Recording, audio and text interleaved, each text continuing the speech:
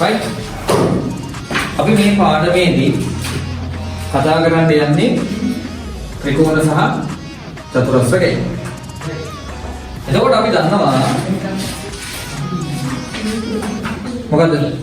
ත්‍රිකෝණ වර්ග කොට කරන්න පුළුවන් ආකාර දෙකක් තියෙනවා. මොකක්ද මේ ත්‍රිකෝණ වර්ග කරන්න පුළුවන් ආකාර දෙක? අපිට පාද අනුව ත්‍රිකෝණ වර්ග කරන්න පුළුවන්. ආය කෝණ අනුව ත්‍රිකෝණ වර්ග කරන්න පුළුවන්. අපි මේක හතේ පන්තියේ කියලා එන තියෙනවා. right? එතකොට පාද අනුව ත්‍රිකෝණ වර්ග කරපුවාම සමපාද ත්‍රිකෝණ වලට අපි කියනවා මොනවාද? පාද තුනම දෙකකින් සමානයි. ඒ වගේම සමද්විපාද ත්‍රිකෝණයේ පාද දෙකක් සමානයි. විෂම පාද ත්‍රිකෝණ පාදවල දිග වලින්ම සමාන නැහැ. එක එක අතේ. ඒ වගේ ඒවට අපි කියනවා විෂම පාද ත්‍රිකෝණ කියලා. ඒතර දෙවෙනි ආකාරය තමයි කෝණ ත්‍රිකෝණ නම් කරන්න පුළුවන්. පළවෙනි එක තමයි සුළු කෝණික ත්‍රිකෝණ. සුළු කෝණික ත්‍රිකෝණයක් කියලා කියන්නේ මොකද්ද? ත්‍රිකෝණයේ කෝණ තුනේ අගය එක් කෝණවල අගය අංශක අණුවට වඩා අඩු නම් අපි ඒකට කියනවා සුළු කෝණික ත්‍රිකෝණයක්. දෙවෙනි එක මහා කෝණික ත්‍රිකෝණයක්.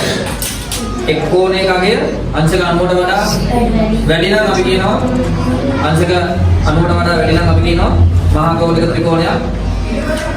තුන්වෙනි එක ඍජු කෝණික ත්‍රිකෝණයක්. ඍජු කෝණික ත්‍රිකෝණයක් කියලා කියන්නේ එක් කෝණයක් අංශක අණුවක් වෙනවා නම් අපි ඒකට කියනවා ඍජු කෝණික ත්‍රිකෝණයක් කියලා. right. අපි ওই ටික හිතේ ඇතුව අපි යනවා පාඩමේ ඉතිරි හරියට. හරිද? අපි බලමු කොහොමද ත්‍රිකෝණයක් නම් කරන්නේ? කෝණ නම් කරන්නේ කොහොමද? පාද නම් කරන්නේ කොහොමද කියන එක අපි බලමු. අපි යනවා මේ කෙවුටගේ දෙවනි ගානට මගේ බෝඩ් එකේ දාන්න. හරි?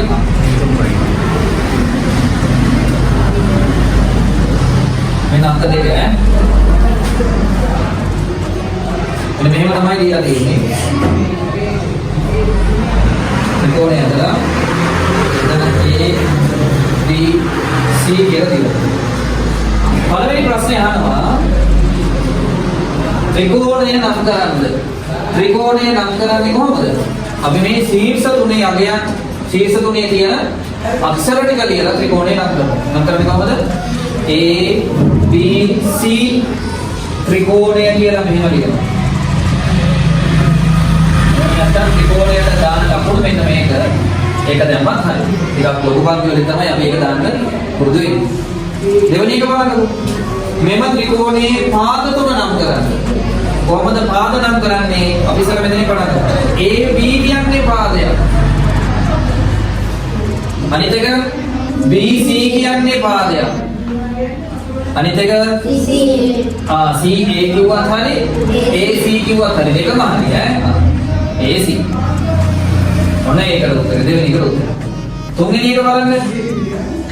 ත්‍රිකෝණයේ කෝණ තුන නම් කරන්න. ත්‍රිකෝණයක් අඳහම පාද තුනයි කෝණ තුනයි.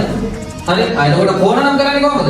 අර මැදට කෝණ ලකුණ දාලා තමයි ලියන්න ඕනේ. අපි ඉස්සෙල්ලාම B කෝණය නම් කරමු. එතකොට අපිට ඕන නම් C වලින් පටන් ගන්නත් පුළුවන්, A වලින් පටන් ගන්නත් පුළුවන්. මම පටන් ගන්නම් A වලින් ඈ. A B C කෝණය. කෝණය කියලා පුතේ වචනේ ලියන්නේ නෑ. කොහොමද ලියන්නේ? මෙන්න මේ විදිහට තමයි ගන්න. මැදයකට උඩින් තමයි මෙන්න මේ කෝණ ලකුණ දාන්නේ. මේකට කියන්නේ කෝණ ලකුණ කියලා. හරිද? C කෝණය නම් කරන්න ඕනේ. B C A කියලා නම් කරමු. අනිත් එක A කෝණය නම් කරන්න ඕනේ. C A D කියලා. මම කියන විදිහට උත්තර ලියන්න ඕනද? නෑ. මේ අකුරු දෙක පාරුණාට එච්චර ගැටලුවක් නෑ. පටන් ගන්න අකුර වැදගත් නෑ. මැද අකුර තමයි හරියටම තියෙන්න ඕන කෝණ ලකුණ දාන්න. හරි? අපි බලමු තුන්වෙනි ප්‍රශ්නය. මාත් එක්කම සාකච්ඡා කරගෙන යමු. හරි? ඊයේ උපසකහන අනුව පහත ප්‍රශ්න වලට පිළිතුරු සපයන්න. දී යටි ත්‍රිකෝණයේ අභ්‍යන්තර කෝණ කීයක් තිබේද? ත්‍රිකෝණයක දන්නවා අපි අභ්‍යන්තර කෝණ කීයද? 1 2 3 3යි. ඒවා නම් කරන්න කියලා කියනවා. අපි නම් කරමු. B කෝණය නම් කරමු A B C කියලා. එකක් ABC අනිත් එක BCA. ඒ කෝණය නම් කරද්දී CAB කියලා නම් කරනවා.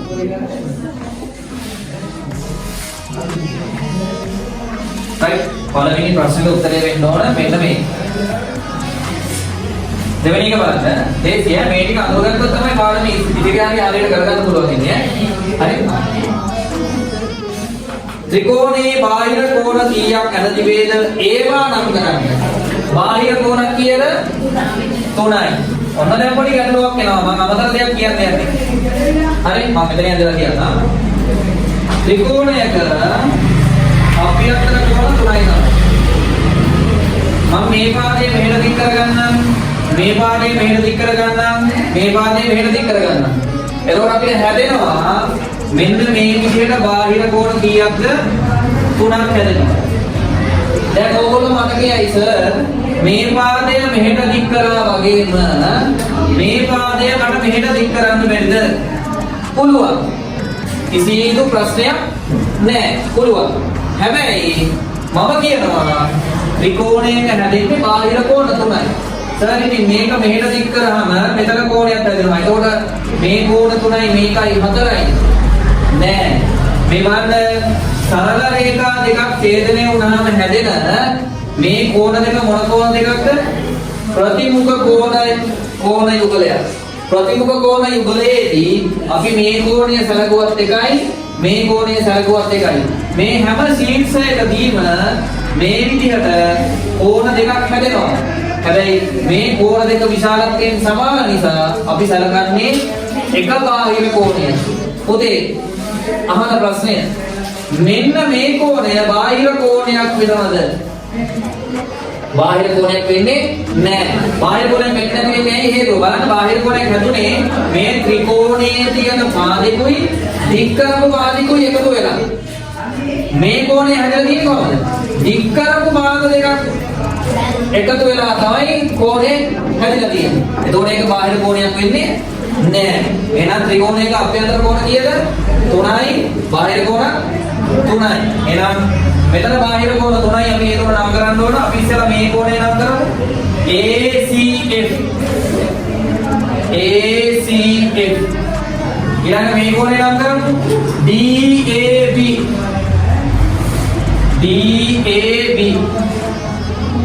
මේ කෝණය නම් කරමු. CBE.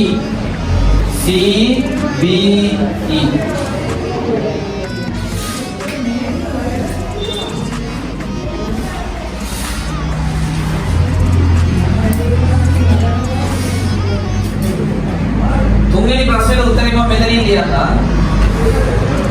තුන්වෙනි ප්‍රශ්නේ අහනවා AB පාදය E දක්වා දික් කළ විට ලැබී ඇති බාහිර කෝණය කුමක්ද? AB පාදය E දක්වා දික් කළාම ලැබෙන බාහිර කෝණය වෙන්න මේ කෝණය නම් කරන්න කියලා කියන්නේ CBE. උත්තරේ CBE වෙන්න ඕන. මොන හතරවෙනි ඉහත තුනෙහි ලද බාහිර කෝණය හා සම්බන්ධ අභ්‍යන්තර කෝණය නම් කරන්න. දැන් අපි මේ AB පාදය E දක්වා දික් කරාම හැදෙන බාහිර කෝණය තමයි CBE කියලා නම් කරේ. මේකත් එක්ක සම්බන්ධ වෙන අභ්‍යන්තර කෝණය මේකනේ. මේක අපිට කියනවා ABC කියලා. එහෙනම් උත්තරේ ABC.